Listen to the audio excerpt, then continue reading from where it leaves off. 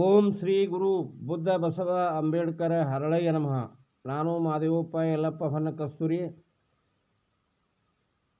ಪರಮ ಪೂಜ್ಯ ಹವಾಮಲ್ಲಿನಾಥರ ಆಶ್ರಮ, ಭವಿಷ್ಯಲಿಂಗ, ಮನಗೂಳಿ ತಾಲೂಕು, ಬಸವನ ಬಾಗೇವಾಡಿ ಜಿಲ್ಲಾ, ವಿಜಯಪುರ. ಶ್ರವಣ ಮಾಡುತ್ತಿರುವ ಎಲ್ಲ ಸದ್ಭಕ್ತರಿಗೆ ನನ್ನ ಶರಣು ಶರಣಾರ್ಥಿಗಳು. ವಿಶ್ವಗುರು ಅಣ್ಣ ಬಸವಣ್ಣನವರ ಒಂದು ವಚನವನ್ನು ನಿವೇದಿಸುತ್ತಾ ಇದ್ದೇನೆ.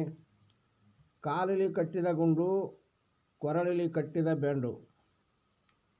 ಕಾಲಲಿ ಕಟ್ಟಿದ ಗುಂಡು, ಕೊರಳಲಿ ಕಟ್ಟಿದ ಬೆಂಡು. ತೇಲಲಿ ಅದು ಗುಂಡು, ಮುಳುಗಲಿ ಅದು ಬೆಂಡು. ಇಂತಪ್ಪ ಸಂಸಾರ ಶರದಿಯ ದಾಟಿಸಿ, ಕಾಲಾಂತಕನೇ ಕಾಯೋ ಕೂಡಲ ಸಂಗಮದೇವ.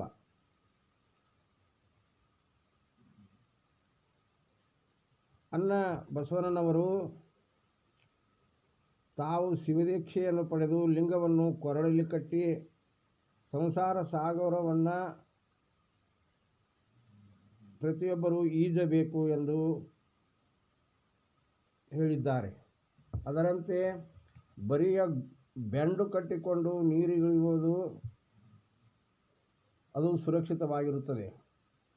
ಅಂದರೆ ಬರೀ ಬೆಂಡು ಕಟ್ಟಿಕೊಂಡು ನೀರಿಗಿಳಿದವನು ತನ್ನ ಸ್ವಪ್ರಯತ್ನದಿಂದ ಸಂಸಾರ ಸಾಗರವನ್ನು ದಾಟುತ್ತಾನೆ.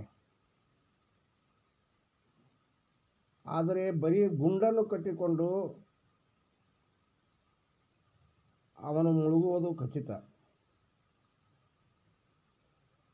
ಆದ್ದರಿಂದ ಕೊರಳಲ್ಲಿ ಬೆಂಡು ಕಟ್ಟಿ ಕಾಲಲ್ಲಿ ಗುಂಡು ಕಟ್ಟಿ ನೀರಿಗಿಳಿದವನು ಆ ಗುಂಡಿರುವುದರಿಂದ ಅದು ತೇಲದೆ, ಬೆಂಡು ಇರುವುದರಿಂದ ಮುಳುಗದೆ, ಸಂಸಾರದಲ್ಲಿ ಬದುಕದೆ, ಮರಣ ಹೊಂದದೆ ಸಂಸಾರದಲ್ಲಿಯೇ ಅವನು ಲೀನವಾಗಿ ಬಿಡುತ್ತಾನೆ. ಅದಕ್ಕಾಗಿ ಆಧ್ಯಾತ್ಮಿಕ ಮತ್ತು ಲೌಕಿಕ ಜೀವನವನ್ನು ನಮ್ಮ ಜೀವನದಲ್ಲಿ